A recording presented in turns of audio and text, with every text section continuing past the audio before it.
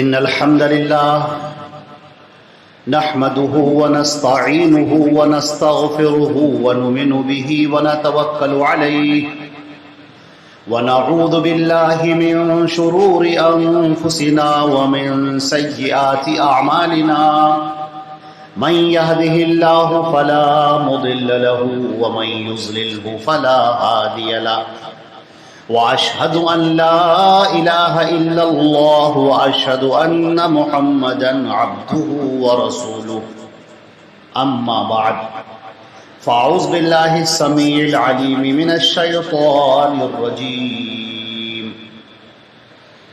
يا أيها الذين آمنوا قوا أنفسكم وأهليكم نارا. تمام تعریفیں اللہ رب العزت کے لیے ہیں جو ہمارا خالق و مالک ہے، آسمانوں اور زمین کا پیدا کرنے والا اور کل کائنات کا تنہا پالنہار ہے، جو وحدہ لا شریک لہ ہے، وہی عزتیں دینے والا، ذلتیں دینے والا، تقدیر کے فیصلے کرنے والا، تمام انسانوں کو پر رحم کرنے والا، آسمانوں سے پانی برسانے والا اور زمین سے غلے اگانے والا، ہر ایک کا مشکل کشا، غوث اعظم، دستگیر صرف ایک ذات تنہا اللہ رب العزت کی ہے. اللہ کی حمد و ثنا ہو. اللہ کی حمد و ثنا کے بعد درود اور سلام ہو آخری پیغمبر خاتم النبیین سید الاولین والآخرین حضرت محمد مصطفیٰ صلی اللہ علیہ وسلم پر.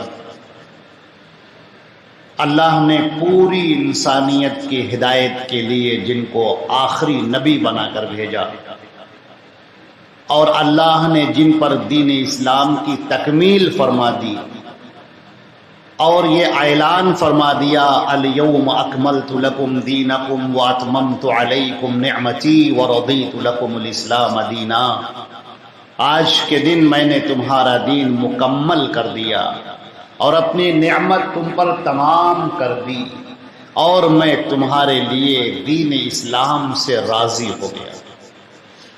اللہ کا درود اور سلام ہو، اللہ کی رحمتیں اور برکتیں ہوں تمام صحابہ کرام پر، صحابیات پر، جنہوں نے اللہ کے نبی صلی اللہ علیہ وسلم کا ہر طریقے سے ساتھ دیا، اپنی جان کی، مال کی قربانی پیش کی اور دین اسلام کو لے کر پھر پوری دنیا میں پھرے.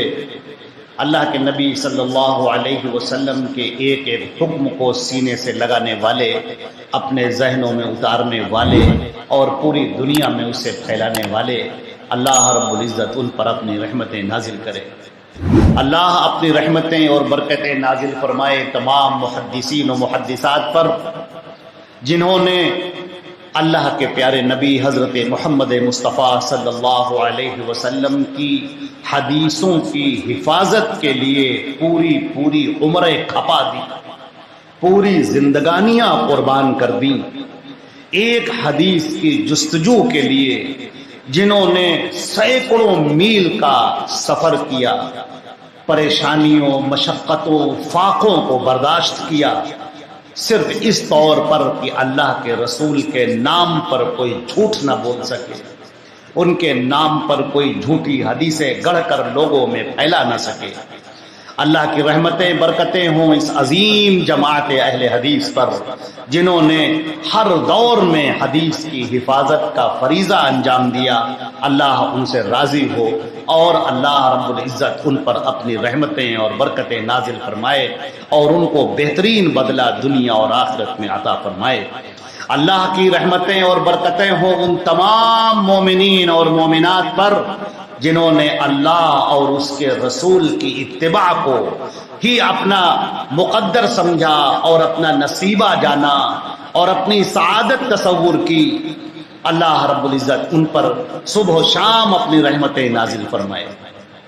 حضرات گرامی، اللہ رب العزت نے قرآن پاک میں ارشاد فرمایا، یا ایھا الذین آمنوا قوا انفسکم واہلیکم نارا، اے ایمان والو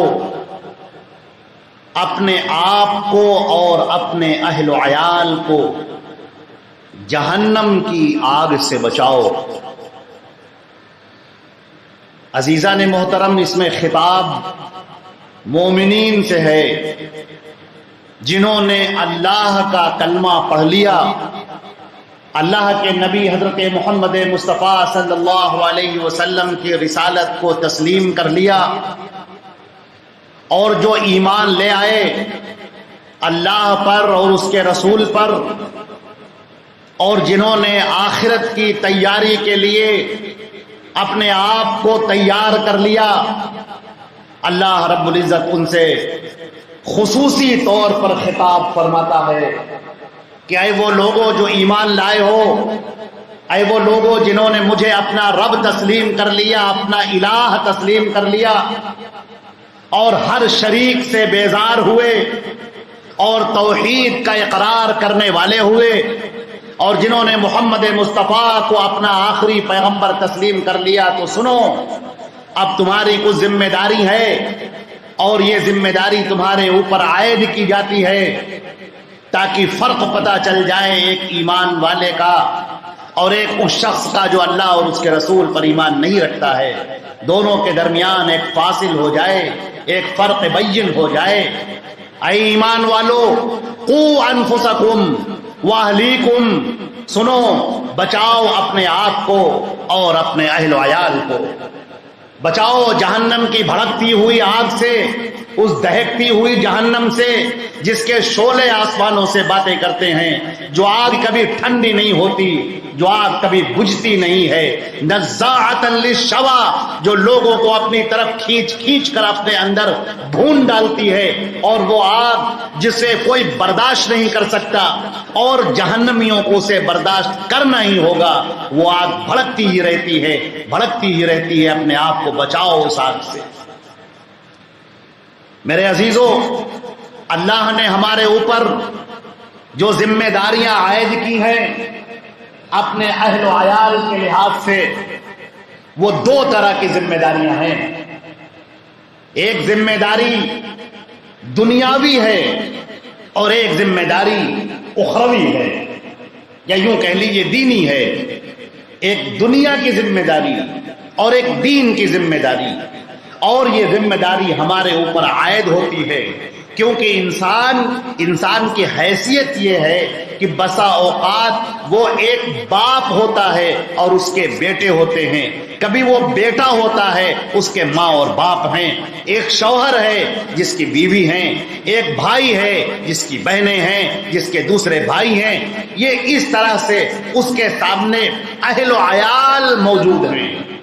اب ان کے اوپر محنت کرنا اور ان کی، میرے عزیزو، دنیاوی لحاظ سے بھی فکر کرنا اور دینی لحاظ سے بھی فکر کرنا، یہ ایک ذمہ داری عائد ہوتی ہے جو اللہ کی طرف سے ہے، اور اللہ تعالیٰ اس ذمہ داری کے بارے میں سوال کرے گا۔ دنیا کی جو ذمہ داری اللہ رب العزت نے ہمارے اوپر عائد کی ہے وہ یہ کہ جو بھی ہمارے ذمہ دار بنائے گئے، جن کے ہم ذمہ دار بنائے گئے، جیسے ہم بڑے ہو گئے، اب ماں اور باپ ہیں، اب بوڑھے والدین ہیں، ظاہر سی بات ہے کہ اب یہ اپنی اولادوں کے اوپر ڈیپینڈ ہو گئے، اولادوں پر منحصر ہو گئے۔ اب یہ بیٹا کمائے گا، اپنی ماں کو دے گا، اپنے باپ کو دے گا، یہ اس کے اوپر ذمہ داری ہے کہ وہ کمائے گا، وہ محنت کرے گا۔ اب اس کی کمائی جو ہو رہی ہے، جو وہ پیسہ کما رہا ہے، کم اور زیادہ سے کوئی مطلب نہیں، وہ جو بھی کمائی کر رہا ہے اس کمائی کے اندر ماں اور باپ کا حصہ ہے۔ ماں اور باپ کی ذمہ داری اب اس کے اوپر عائد ہوتی ہے، کیونکہ اب وقت بدل گیا۔ پہلے ماں اور باپ کے ذمے تمہیں کیا گیا تھا، اب تمہارے ذمے ماں اور باپ کو کیا گیا۔ لہذا ان کو اپنی کمائی میں ایک متعینہ حصہ رکھنا اور یہ سمجھنا کہ یہ ہماری ذمہ داری ہے، اگر ہم نے یہ ادا نہ کیا تو کل قیامت میں اللہ رب العزت ہمیں اپنے سامنے کھڑا کرے گا اور سامنے کھڑا کر کے ہم سے سوال کرے گا کہ یہ بتاؤ کہ ہم نے ماں اور باپ دونوں کو تمہاری ذمہ داری میں دیا تھا جبکہ وہ بوڑھے ہو چکے تھے، تو یہ بتاؤ کہ تم نے وہ ذمہ داری کیسے ادا کی؟ وہ بیمار ہیں، ان کی خبرگیری کرنا ہے، وہ پریشان ہیں، ان کی پریشانی کو دور کرنا ہے، ان کی دوائی کا خرچہ، ان کے علاج کا خرچہ، ان کی دیگر ضروریات کا خرچہ، یہ آپ کی کمائی میں ان کا حصہ ہے اور یہ اللہ کی طرف سے متعین کیا گیا ہے۔ آپ کی بیوی ہے، اس کا خرچہ، اس کا کپڑا، اس کے دوا، اس کا علاج، اس کی بیماری، اس کی دیگر ضروریات، یہ آپ کو پوری کرنی ہے، یہ آپ کی ذمہ داری ہے، آپ اس سے منہ نہیں موڑ سکتے۔ آپ کی اولاد، بیٹے ہیں، بیٹیاں ہیں، جو بھی اللہ نے نوازا ہے، ان کی خبرگیری کرنا، ان کے کھانے کی، پہننے کی، کپڑے کی، ان کی علاج کی، ان کی دیگر ضروریات کو پورا کرنا، یہ آپ کی ذمہ داری ہے۔ آپ کی بہنیں اگر ان کی شادی نہیں ہوئی ہے تو اب یہ ذمہ داری آپ کی ہے، ماں باپ بوڑھے ہو چکے، اب آپ کے ذمے میں ہے، آپ کی بہنیں، آپ کا بھائی، اب یہ آپ کی ذمہ داری میں ہے، اب یہ آپ پر ڈیپینڈ ہو گئے، لہذا آپ اس سے منہ نہیں موڑ سکتے۔ آپ نہیں کہہ سکتے کہ کیا بتائیں ہمارا خرچہ بہت زیادہ ہے، ہمیں خود ہی پورا نہیں پڑ رہا ہے تو ہم کیسے سب کو دیں گے؟ نہیں، آپ کی کمائی میں حصہ ہے ان کا، آپ کو ان کا حصہ الگ کرنا ہے اور اللہ رب العزت اس کے بارے میں سوال کرے گا۔ مجھے ایک روایت یاد آئی جسے امام البانی رحمہ اللہ نے الترغیب والترہیب میں بیان کیا ہے اور اسے حسن درجے کی قرار دیا ہے۔ ایک صحابی ہیں حضرت کعب ابن عجرہ رضی اللہ تعالی عنہ، بیان فرماتے ہیں کہ ہم لوگ بیٹھے ہوئے تھے، صحابہ بیٹھے ہوئے تھے، اللہ کے نبی صلی اللہ علیہ وسلم تشریف فرما تھے، اچانک سامنے سے ایک نوجوان گزرا، ہٹا کٹا نوجوان، بہترین، وہ جا رہا تھا کچھ کمانے کے لیے۔ صحابہ کرام نے اس کو دیکھا، اس کے شاندار جسم کو دیکھا، سڈول جسم کو دیکھا، کڑیل جوان، کہنے لگے یہ کہاں جا رہا ہے دنیا کمانے کے لیے؟ کاش کہ یہ اللہ کی راہ میں نکلتا، جہاد میں نکلتا، اللہ کے راہ میں نکلتا۔ نبی کریم صلی اللہ علیہ وسلم نے فوراً کہا سنو، یہ نوجوان اگر نکلا ہے اپنے بچوں کی پرورش کے لیے، کمانے کے لیے، تو یہ اللہ کے راستے میں ہے۔ اگر یہ نکلا ہے اپنے بوڑھے ماں باپ کی فکر کرنے کے لیے، کمانے کے لیے، تو یہ اللہ کے راستے میں ہے۔ اگر یہ کمانے کے لیے نکلا ہے تاکہ اپنے آپ کو بچا سکے مانگنے کی عار سے، ذلت سے، تو یہ اللہ کے راستے میں ہے۔ اور اگر یہ نکلا ہے تاکہ لوگوں میں فخر اور ریا قائم ہو، تو یہ پھر شیطان کے راستے میں ہے۔ چنانچہ میرے عزیزوں، میرے بھائیوں، جو لوگ کمائی کر رہے ہیں، جو محنت کرتے ہیں، جو کھیتوں میں، دکانوں میں، تجارت میں، بزنس میں، نوکری میں، کمپنیوں میں جو محنت کرتے ہیں، جو دوڑتے ہیں، جو صبح شام ایک کرتے ہیں، جو پسینہ بہاتے ہیں، جو رات کو رات نہیں سمجھتے، دن کو دن نہیں سمجھتے، دن کی گرمی برداشت کرتے ہیں اور بارش برداشت کرتے ہیں، یہ سب اللہ کے راستے میں ہیں۔ اللہ رب العزت اس کمانے پر انہیں اجر عطا فرمائے گا، اس محنت کرنے پر انہیں اجر عطا فرمائے گا، اس لیے کہ یہ کما رہے ہیں، یہ محنت کر رہے ہیں اپنے گھر کو چلانے کے لیے، اپنے گھر کو ایک عزت عطا کرنے کے لیے، اپنے گھر کی جو ضرورتیں ہیں ان ضرورتوں کو پورا کرنے کے لیے. لہذا یہ محنت کرنا، یہ تگ و دو کرنا، یہ کوششیں کاوشیں کرنا، یہ سب اللہ کی راہ میں جہاد کرنا ہے اور اس کا ثواب ہے. اللہ رب العزت اسے ثواب عطا فرمائے گا اور وہ محروم نہیں رہے گا. یہ دنیا بھی اس کی ذمہ داری ہے جو اللہ نے اس پر عائد کی ہے. وَكُلُّكُمْ رَاعٍ وَكُلُّكُمْ مَسْئُولٌ عَنْ رَعِيَّتِهِ. تم میں سے ہر آدمی کچھ نہ کچھ ذمہ دار بنایا گیا ہے اور اس سے اس کی ذمہ داری کے بارے میں سوال کیا جائے گا. میرے عزیزو، یہ تو ہوئی دنیا کی ذمہ داری. اگر اس میں بھی کوتاہی کرتا ہے تو اللہ کے یہاں اس سے سوال کیا جائے گا.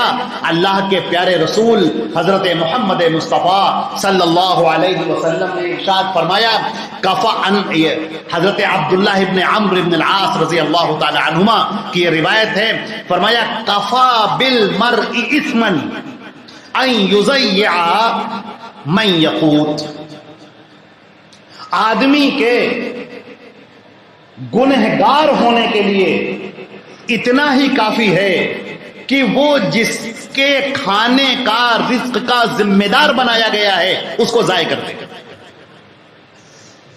اللہ نے جو ذمہ داری دی ہے کمانے کی ذمہ داری، اور نہیں کما رہا ہے، پڑا ہوا ہے گھر میں، کہہ رہے کیا بتا میں کام ہی نہیں مل رہا ہے، کچھ ہے ہی نہیں، پڑا ہوا ہے، موبائل دیکھ رہا ہے، گیم کھیل رہا ہے، اپنے لاپرواہی میں اپنے وقت کو ضائع کر رہا ہے، یہ گنہگار ہے. اسے سوال کیا جائے گا. تمہارے گھر میں چولہا نہیں جل رہا تھا، تمہارے ماں باپ کی دوائیاں نہیں آ رہی تھیں، تمہاری بہن کے خرچے پورے نہیں ہو رہے تھے، اور تم ایسے ہی لاپرواہی کے ساتھ لیٹے ہوئے تھے اپنے بستر پہ اور اپنے وقت کو ضائع کر رہے تھے. نہیں، یہ ذمہ داری ہے تمہاری. اللہ رب العزت نے ذمہ داری دی ہے، یہ ذمہ داری آپ کو ادا کرنی ہی ہوگی اور اللہ رب العزت اس کے بارے میں سوال کرے گا. وَكُلُّهُمْ آتِيهِ يَوْمَ الْقِيَامَةِ فَرْدًا. کل قیامت کے دن ہر ایک سامنے کھڑا ہوگا اللہ کے، اور اللہ ان سے سوال کرے گا ذمہ داریوں کے بارے میں. میرے عزیزو سوچو،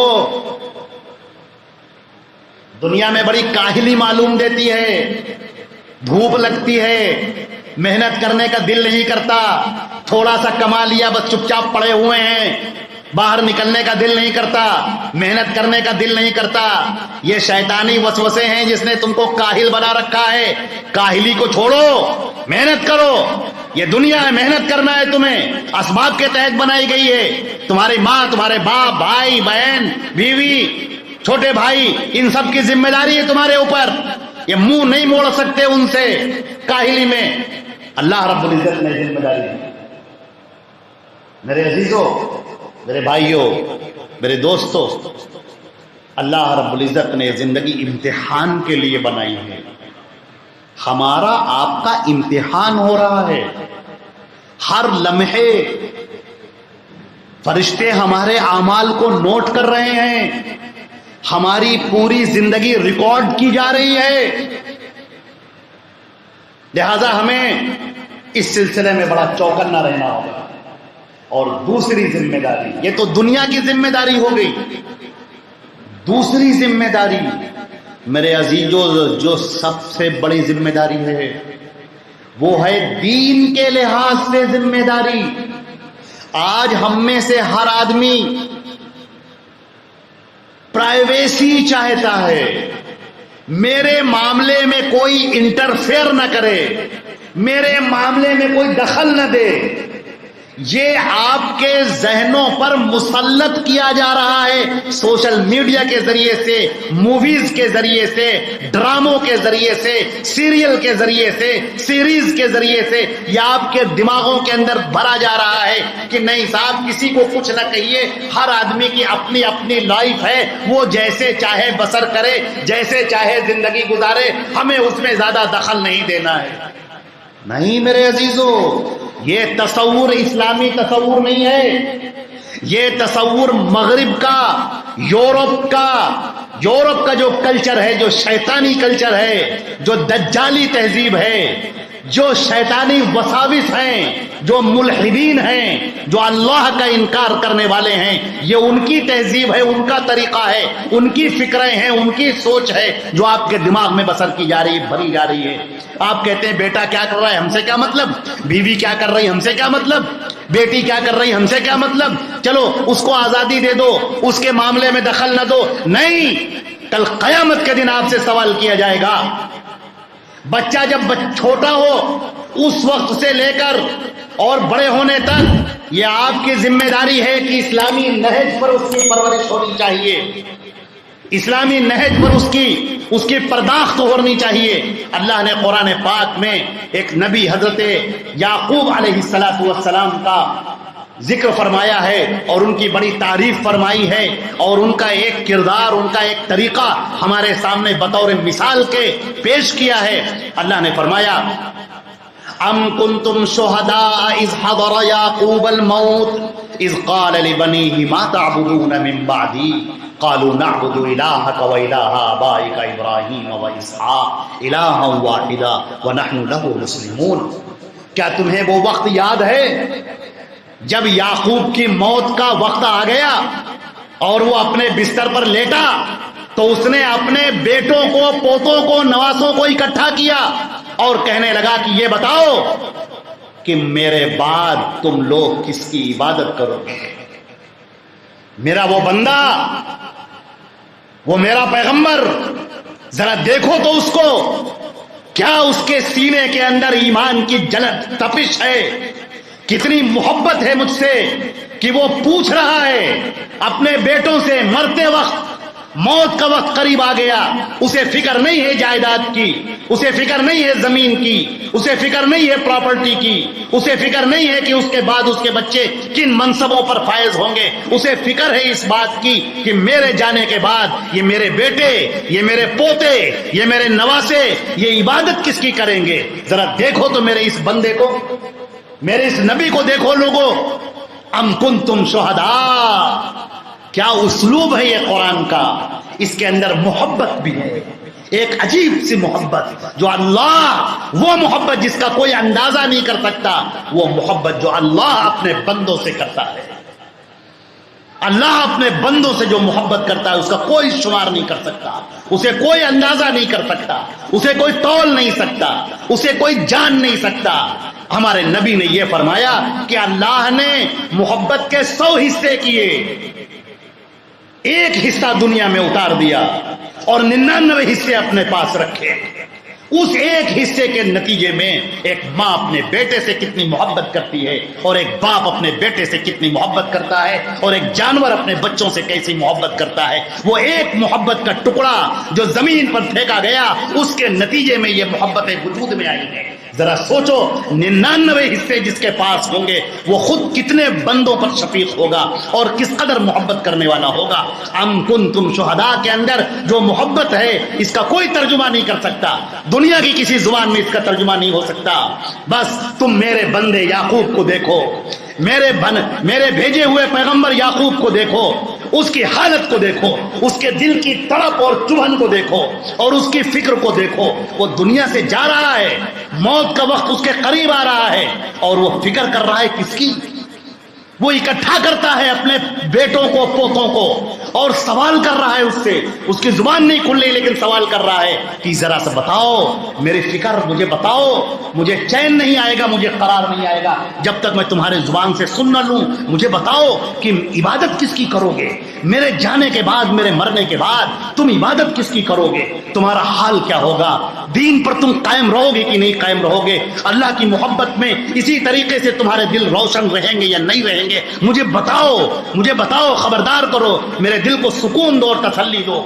چنانچہ وہ کہتے ہیں، وہ کہنے لگے کہ نہیں، ہم آپ کے جانے کے بعد بھی، اس وقت بھی اور مرنے کے بعد بھی ہم ایک اللہ کی عبادت کریں گے، صرف ایک اللہ، صرف ایک اللہ کی عبادت کریں گے، اس کے ساتھ میں کسی کو شریک نہیں کریں گے۔ یہ زندگیاں قربان ہو جائیں گی اس توحید کے لیے، ہم اللہ کی محبت کو پکڑے رہیں گے مضبوطی کے ساتھ۔ وَنَحْنُ لَهُ مُسْلِمُونَ، اور ہم اسی ایک اللہ کے سامنے اپنے سر کو خم کرنے والے ہیں، اپنے سر کو جھکانے والے ہیں، ہم اسی کے فرما بردار ہیں، ہم اسی کے سامنے سرنڈر ہیں اور اسی کے اوبیڈینٹ ہیں، ہم اسی کے سامنے جھکے ہوئے ہیں۔ وہ ایک اللہ جل جلالہ جل شانہ عم نوالہ العزیز والمتعال۔ حضرت اللہ رب العزت نے کتنے پیار سے تذکرہ کیا ہے ہم لوگوں کے لیے۔ ہمیں کس بات کی فکر ہوتی ہے؟ ہمیں اس بات کی فکر ہوتی ہے کہ ہمارا بچہ کپڑا کیا پہنے، فلاں شادی ہوگی، فلاں پارٹی ہوگی تو کپڑے کون سے پہنے گا، اور بچے کے باپ سے زیادہ فکر اس کی ماں کو ہوتی ہے کہ میرے بچے شادی میں کپڑا کون سا پہنیں گے، فلاں کی شادی میں تو یہ کپڑا پہنا تھا، اب فلاں کی پارٹی اور فلاں کی شادی میں کوئی دوسرا کپڑا پہنیں گے، ہم خود کون سا کپڑا پہنیں گے۔ ساری کمائی، ساری فکریں اسی بات پر ہیں، لوگ کیا کہیں گے، لوگوں کے درمیان ہمارا اسٹیٹس کیا ہوگا، لوگوں کے درمیان ہماری ایک چھاپ کیا ہم چھوڑیں گے، یہ فکر اسی میں زندگی گزرتی چلی جاتی ہے، اور شیطان ہمارے کان کے اندر پھونکتا رہتا ہے۔ میرے عزیزو، اس فکر سے کہیں زیادہ فکر اس بات کی ہے کہ ہم اپنے بچوں کو توحید سے آشنا کرائیں، نبی کی رسالت سے واقف کرائیں، دین سے واقف کرائیں۔ اور سنیے، دین سے واقف کرانا کافی نہیں میرے عزیزو، یہ ہمارے دماغ میں بیٹھالنا ضروری ہے اور ہمیں خود جاننا ضروری ہے کہ دین پر چلنے میں ہی کامیابی ہے۔ لوگ تمہارے سامنے غلط فکریں پیش کرتے ہیں کہ دین پر عمل کرو گے تو نقصان ہو جائے گا، تجارت کا نقصان ہو جائے گا، لوگوں میں تمہارا اسٹیٹس گر جائے گا۔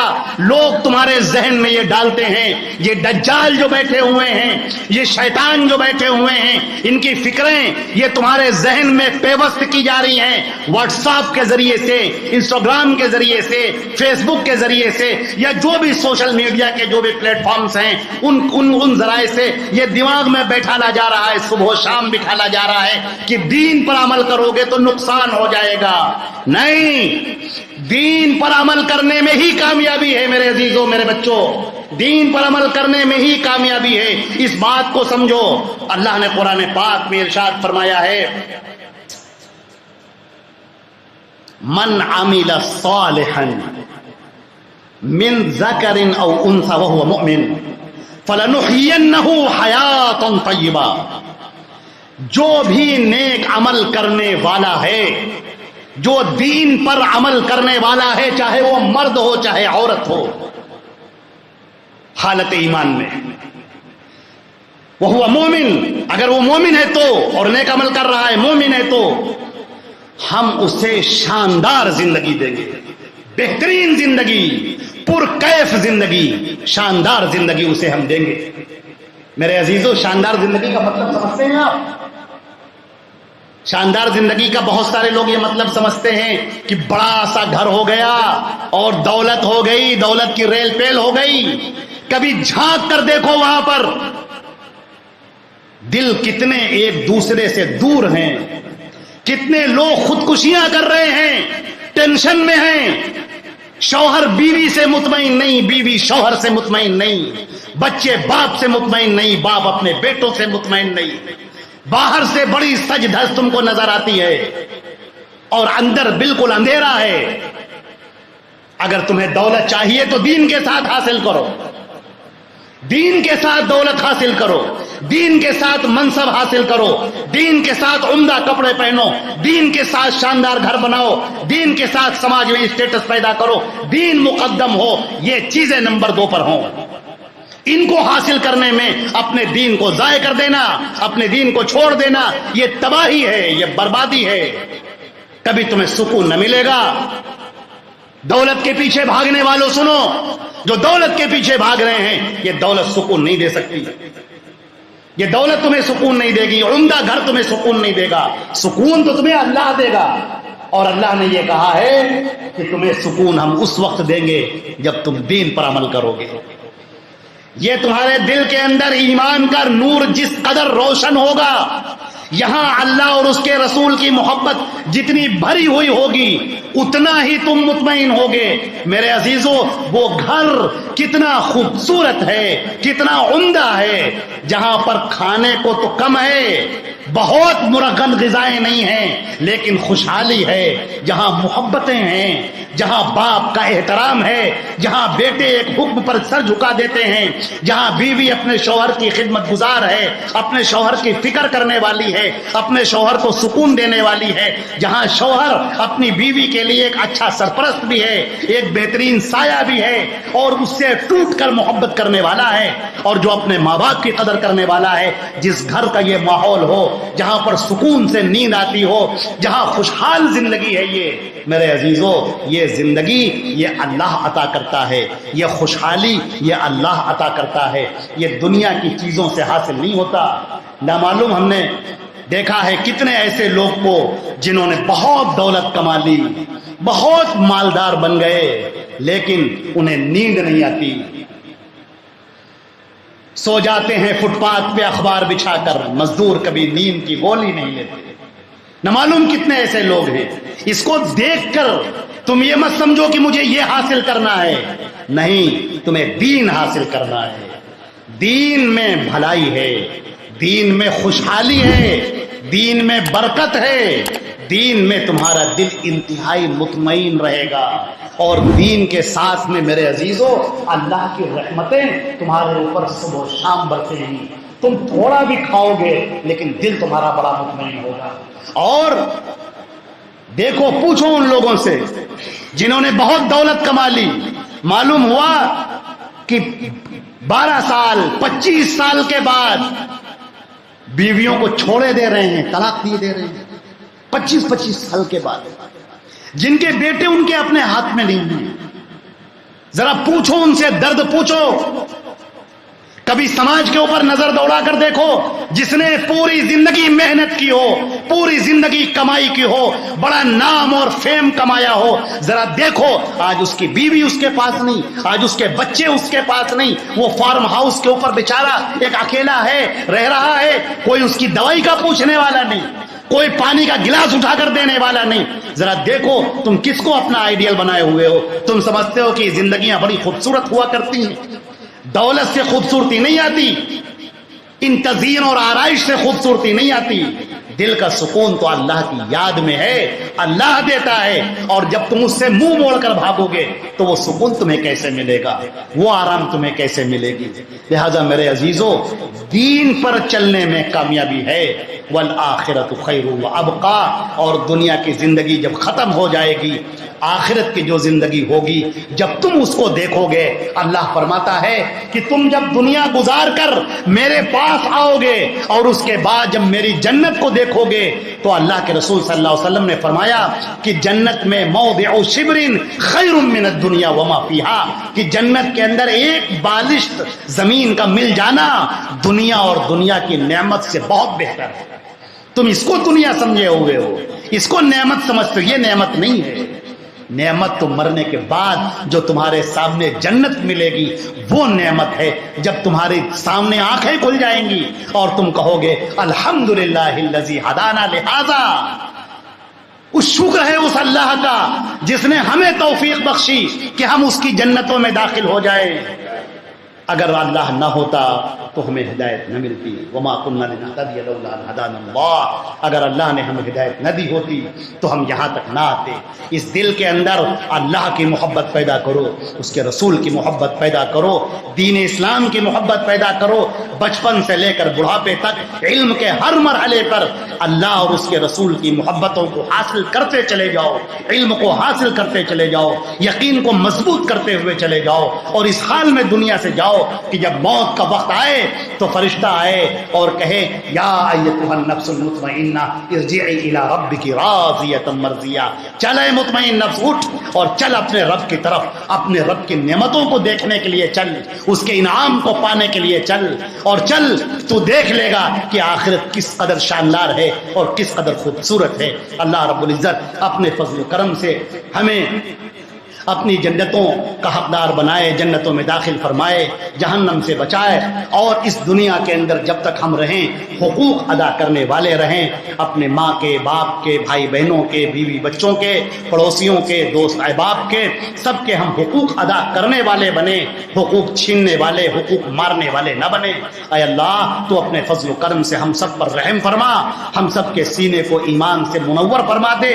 اے اللہ دنیا کی جو جھوٹی محبتیں دل کے اندر پیوست ہو گئی ہیں، بیٹھ گئی ہیں، اے اللہ تو انہیں نکال دے اور اپنی محبت داخل فرما دے۔ اقول قولی ھذا استغفر اللہ لی ولکم ولسائر المسلمین من کل ذنب فاستغفروہ انہ هو الغفور الرحیم۔